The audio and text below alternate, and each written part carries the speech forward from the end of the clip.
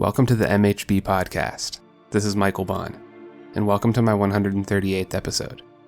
In this episode, I want to talk about tech censorship and why it might not be what we think. But first, I need to say a few things by way of preamble. In the past week, America has witnessed a horrible crime against an unarmed black man. The video of this crime has sparked yet another national conversation about racism in America. I'm not going to spend much time condemning the riots in Minnesota, because that should be obvious to you. Burning down and looting businesses is not the pathway to civilized discourse. It accomplishes nothing and is a gluttonous indulgence of unintelligent emotionalism. These kinds of riots are examples of bad actors, both black and white, taking advantage of a tragedy to lay claim on self-interested plunder. People who participate in these riots have zero interest in social justice and are unwilling to do anything to actually mitigate racism. But to be honest, the rioters are not the only ones who are mishandling this tragedy. All of the virtue-signaling social media heroes are blowing it as well. I can't count the number of posts I've scrolled past declaring America to be some kind of racist hierarchy whose sole bent is hunting down and exterminating black people. This kind of virtue signaling is lazy, historical ignorance that is accomplishing nothing but sucking up the oxygen that should be going toward well-developed thoughts. It is exploitative deception, which is being used for political gain and advances on power. It takes zero courage, zero discipline, and zero understanding to get on Twitter and scream how everyone is racist. These social media heroes have no interest in solving social justice issues. They simply want to advertise their own perceived virtue by declaring how non-racist they are. Getting on social media and telling everyone that they are racist if they don't stop the racism is the stupidest line of reasoning I've ever heard. How exactly do we tell who the racists are in order to stop them? Do you have some kind of objective analysis we can perform to determine a person's level of racism? Who sets the parameters for diagnosing a person as a racist? Do you have a metric by which to ferret out the racists from the non-racists? Once we know who they are, then how do we stop their racism? Should we do it by education, by marginalization, by psychopharmacology, or by imprisonment? These are questions the social justice warriors haven't even begun to answer. There are no solutions being offered by these social media heroes. That's because they aren't interested in solutions. They're interested in showing off how virtuous they are. When a police officer kills a black man, how do you know he's not just a terrible person who did a terrible thing? How do you know he's not a psychopath who would have done the same thing to a white person? These distinctions matter because if we want less wrongful deaths at the hands of police, then we need to be precise about the cause of the wrongful deaths. Awareness of racial issues flavors our politics, our education system, our workforce, our markets, and our athletics. You could stop raising awareness about racism for the next 3 generations and it would still be the most advertised problem. There is perhaps no issue in America that has been given more awareness than racism, and yet the wrongful deaths keep happening.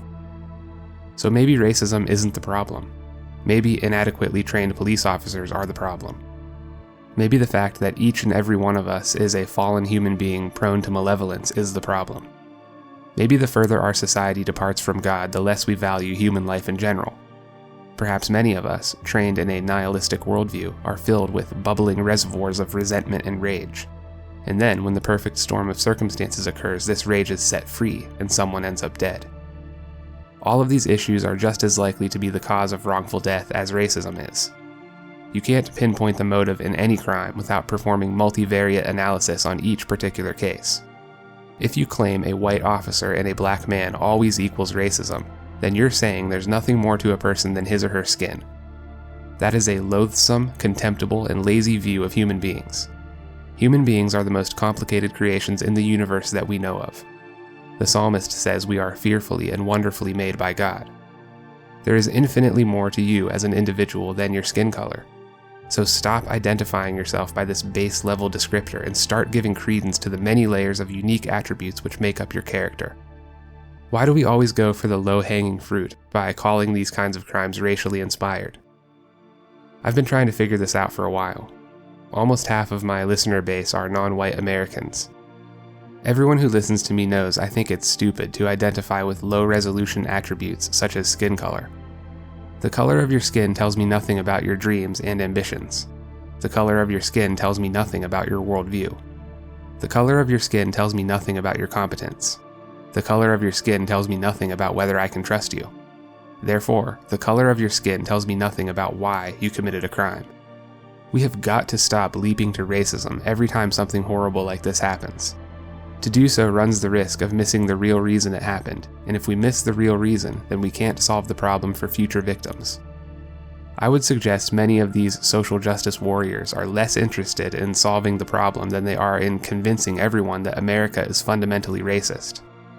These groups are empowered by racial division, and so they have a vested interest in keeping racial division alive and well. They could not even exist without it.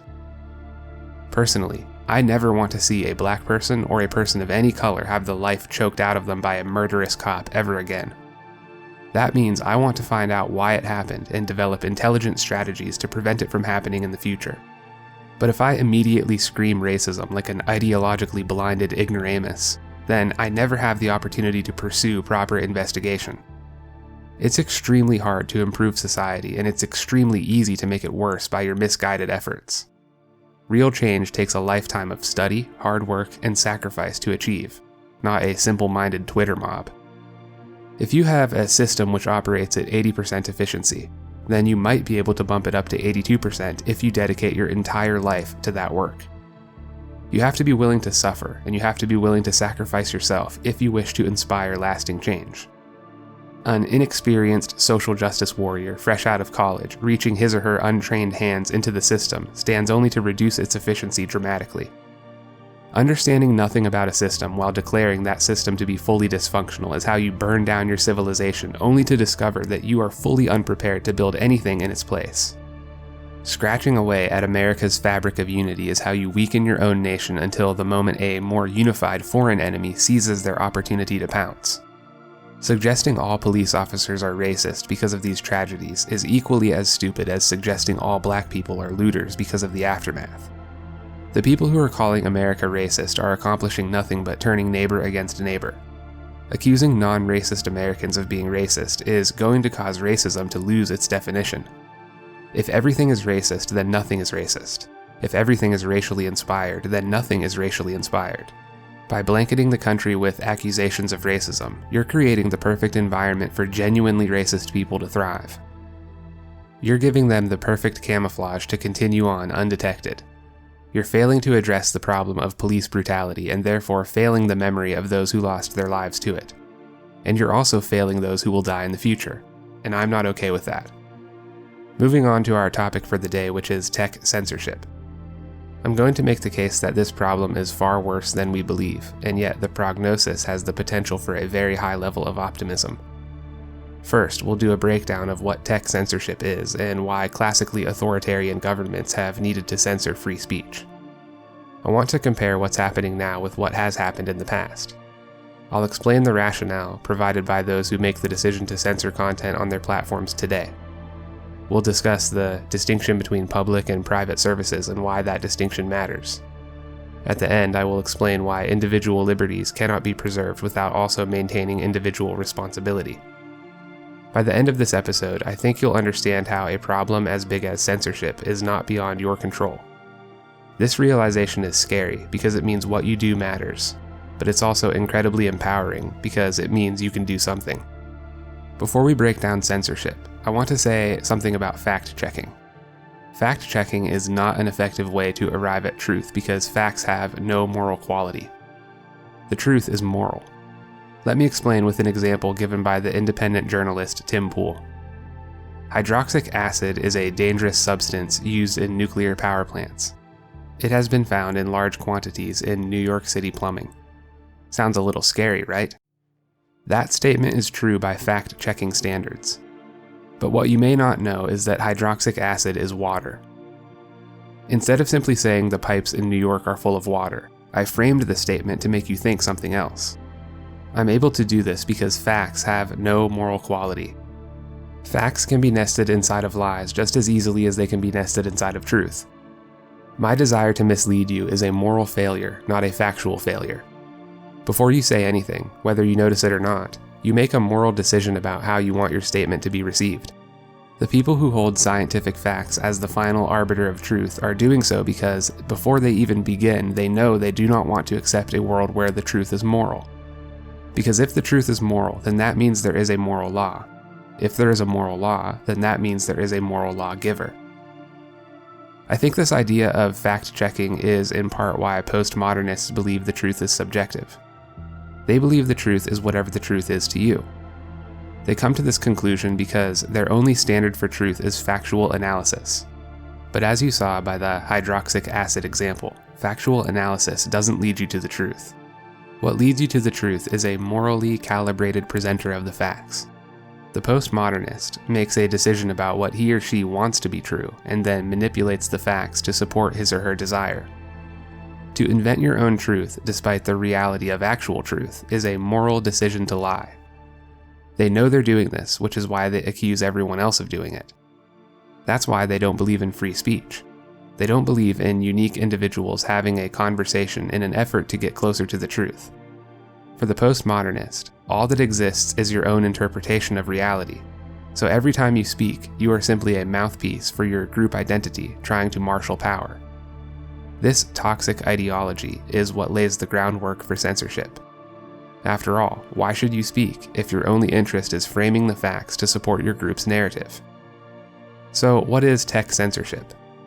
When we think about tech censorship, the main players are search engines and social media platforms. These domains have become so large, so important, and so embedded in our society that it's difficult to function effectively without using them.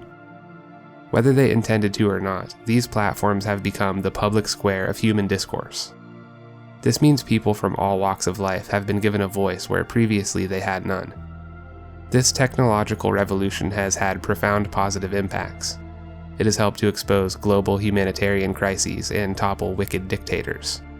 It's helped bring awareness to the suffering of the weak and has provided channels by which they can be assisted. Because of these platforms, the gospel can be shared to the ends of the earth without having to leave your home. But these platforms have amplified the fallen nature of humanity as well. Every year, children become depressed and suicidal because of their interactions with these domains. Online bullying is a scourge unique to this generation of kids. The meticulous image crafting found on social media contributes to a specific burden of anxiety previously unknown to humanity.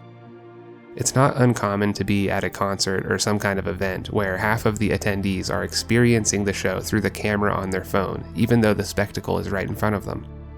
Technology has become a crutch for many people, thus diminishing their own interpersonal skills and their ability to speak to others. This lack of interpersonal communication is followed by an array of chronic relationship problems. Chronic relationship problems cascade into increased crime rates, increased burden on the taxpayer, and overall societal dysfunction. As humans, we have a strange relationship with technology. Ask a random sample of people whether they think social media is good or bad, and you're certain to get mixed answers. Ask them whether smartphones are making life better or worse, and you will get mixed answers. But despite these differing opinions on the value of technology, you'll discover that utilization of these resources is almost ubiquitous.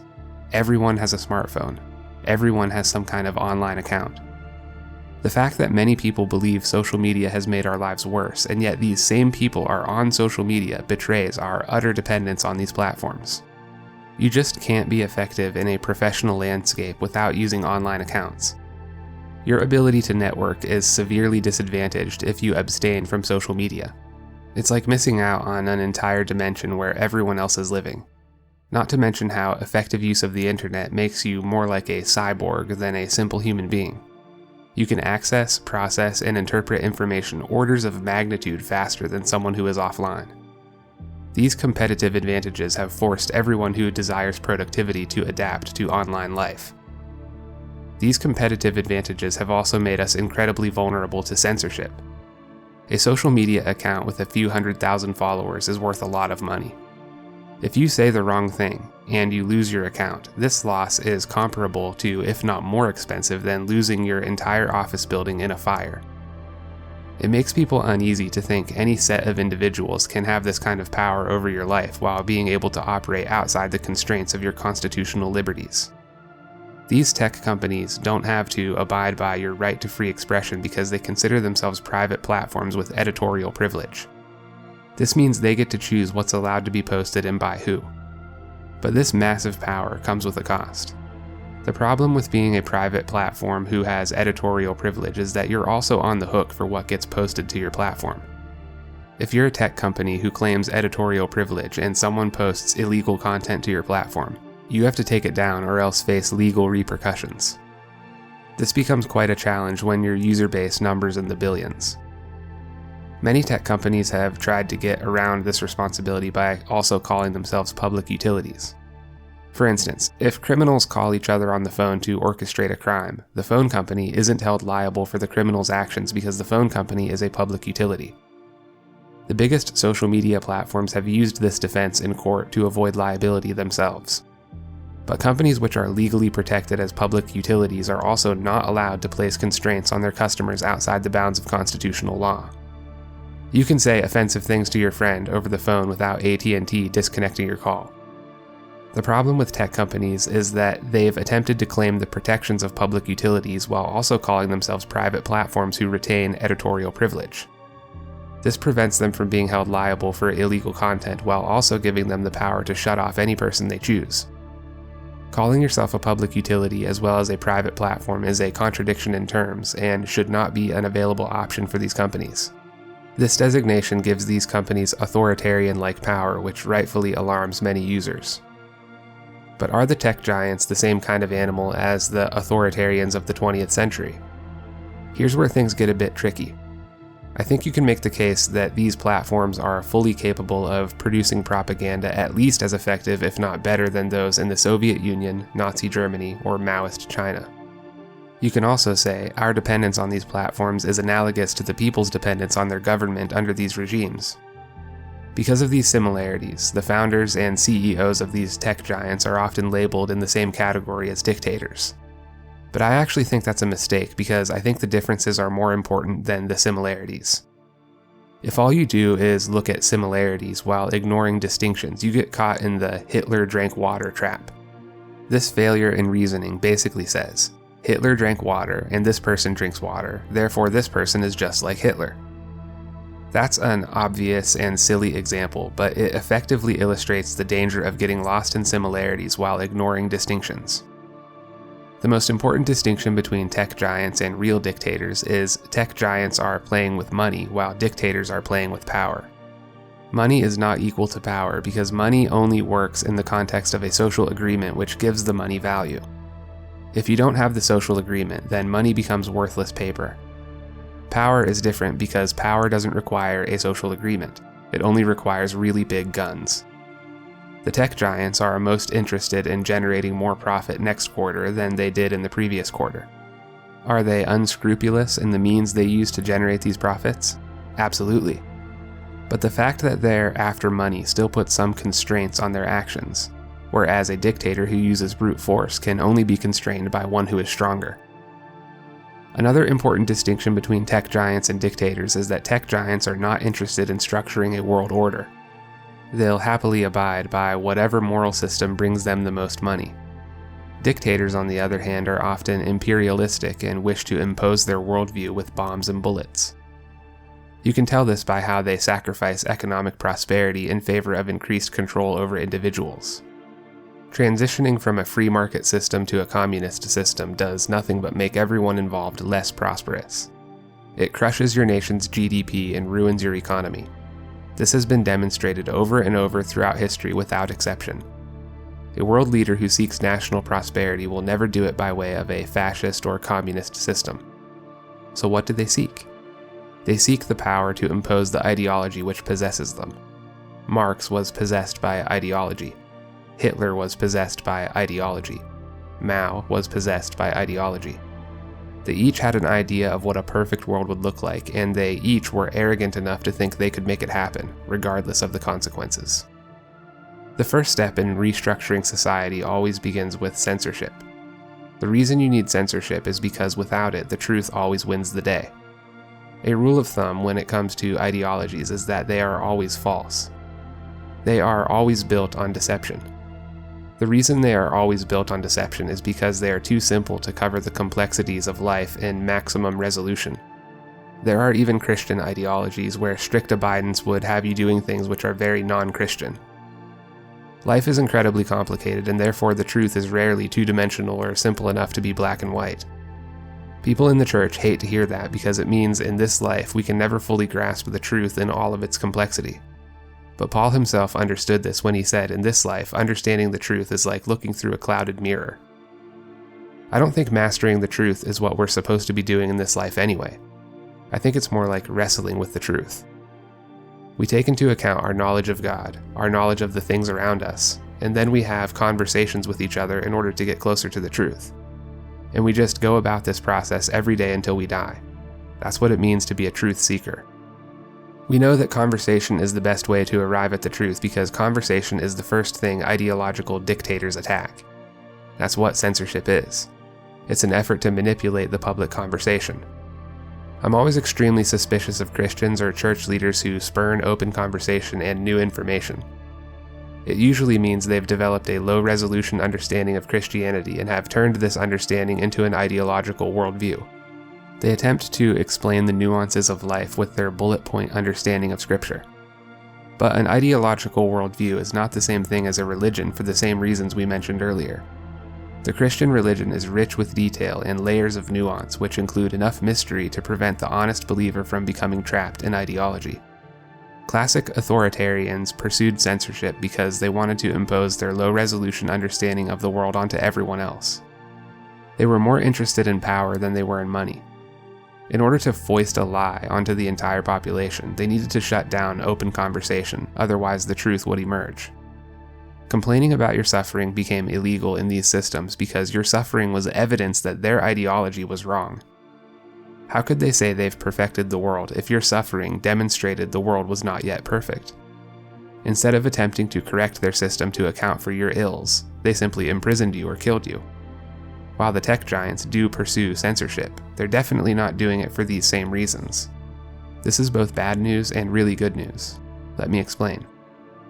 With classic authoritarian censorship, you have a cadre of powerful individuals deciding what gets censored and what doesn't.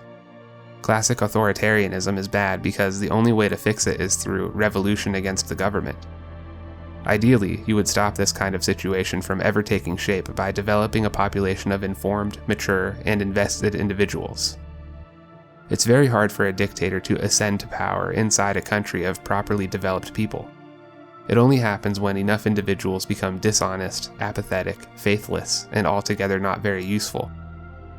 But in a nation where individuals are committed to truth, to honest work, and to loving their neighbors, you become mostly safe from this kind of authoritarian, unless you get conquered by a foreign power. I think the United States is in this situation right now. Throughout modern history, we've had enough well-adjusted individuals to be protected from the emergence of a dictator. But the number of well-adjusted individuals is shrinking. The number of individuals who are willing to be dishonest, to cheat, and who refuse to make sacrifices is growing. This degeneration of moral virtue is making us blind and vulnerable to the arrival of potential despots. When it comes to tech censorship, the decision of what gets censored and what doesn't is not being made by a cadre of powerful individuals. A cadre of powerful individuals does exist in the tech world, but these people are outsourcing the censorship decision to the free market. They're outsourcing the decision because at bottom they don't really care about what you believe, they only care about your money. The biggest names in technology make almost all of their money through advertisements. Advertisers care most about how you, the individual, perceive them. Tech giants are all about advertisers, and advertisers are all about public relations. So when a person's account gets demonetized, censored, or otherwise suspended, it's happening because the advertisers are afraid to associate their brand with that individual. And why would they be afraid? The advertisers are afraid because mobs of simple-minded, ideologically possessed individuals are being triggered by pathological sensitivities and smearing the advertisers online. The tech giants want to keep the advertisers happy, and so they remove anyone who threatens to stir up the squishy people. That's why this is both really good and really bad news. The simple transaction between consumers, advertisers, and tech giants proves that you yourself control tech censorship. The more you become ideologically possessed and prone to being triggered by politically incorrect controversy, the more tech censorship you're going to see. This is good news because it means your opinion matters, and the more work you put into developing yourself as a mature individual, the better off all of us will be. But this is also bad news because it means there are far more ideologically possessed people in our nation than we realize. There are enough people who get triggered over non-issues that advertisers are walking on eggshells, and these massive tech companies are being shaped by the whims of intellectual toddlers in these online mobs. And what was it that we are in danger of when our people become squishy, faithless, intellectual toddlers? That's right, a real dictator. We already see it bubbling up in the political landscape. Leftist governors have run roughshod over the Constitution with alarming boldness. Panicky people right of center have responded to this violation of liberty by becoming trapped in their own ideology of believing the pandemic is a hoax. Many people on the left and on the right are putting immense effort into spreading deception, while very few people have remained committed to nuanced, mature, and truthful insight. Let me make one thing clear. If enough individuals abandon responsibility and moral virtue, if enough people are willing to sacrifice truth for power, then our Constitution becomes nothing but a worthless piece of paper. There is no freedom without responsibility. Every person's rights are another person's responsibilities. You have the right to free expression, so you also bear the responsibility of having your expressions criticized and marginalized in the free market of ideas. People are equal, but ideas are not equal. As free conversation allows us to hone in on the truth, deceptions are rightfully dispensed with by public opinion. It's your job as an individual to have the humility to admit when you're wrong, as well as the wisdom to learn from it. Instead of attempting to shape the world around what you want to believe, you should shape your beliefs around what's true. If you want to see the tech companies loosen their grip on censorship, the best first step is to train individuals in truth and resilience. Parents don't allow their kids to watch certain movies because of the child's sensitivities. But if you're carrying these childlike sensitivities into adulthood, then something has gone wildly wrong. A person who is secure in their faith is able to expose themselves to differing opinions without being triggered. The number one reason individuals become trapped in ideological thinking is our failure to teach them a worldview that is rich with meaning and wisdom. Stop trying to fix global-scale problems with global-scale solutions. A pyramid is built brick by brick, layer by layer. A body is sculpted day by day in the gym. Scripture is taught line by line, precept by precept. Your movements as an individual ripple out into the world and bubble up to the highest seat of earthly power. The only way to make the world a better place is to make a better version of yourself, to put to death the old version of yourself and to be born into a better future. History's most influential people are not the ones who belligerently shouted about their own feelings. They're the ones who presented themselves as living sacrifices and gave their lives for the cause of faith, hope, and love. Jesus Christ died on a cross and reshaped the course of humanity. You can picture all of the faces in the mob, contorted by rage and hatred. These faces believed they got the better of him that day. They believed their brute force successfully twisted the fabric of reality in their favor. But today their thoughts, their names, and their faces are all forgotten, and Christ is worshipped. Follow his lead. If you want to change the world, do it the way Jesus does it. Let yourself be known not by your tribal group identity, but by love, joy, peace, patience, kindness, goodness, faithfulness, gentleness, and self-control. If you commit yourself to these things and you walk in the faithfulness of God, you will see a better tomorrow. You will see a day where problems like tech censorship are a thing of the past. You will see a day where the world is truly the way it ought to be. And then you'll realize that you never had to do it on your own after all. You simply had to have faith in the one who does. If you enjoy this podcast, please rate it on Apple Podcasts or wherever you listen to it. You can follow the MHB podcast on Facebook or Twitter at MHB Podcast. Tell your friends about it and share it on social media. If you'd like email notifications of new episodes or if you'd like to support my work directly, please consider becoming a paid subscriber on my website at mhbpodcast.com. This work is made possible by listener support, so your generosity is greatly appreciated. Thank you all for joining me, and I will see you in the next episode.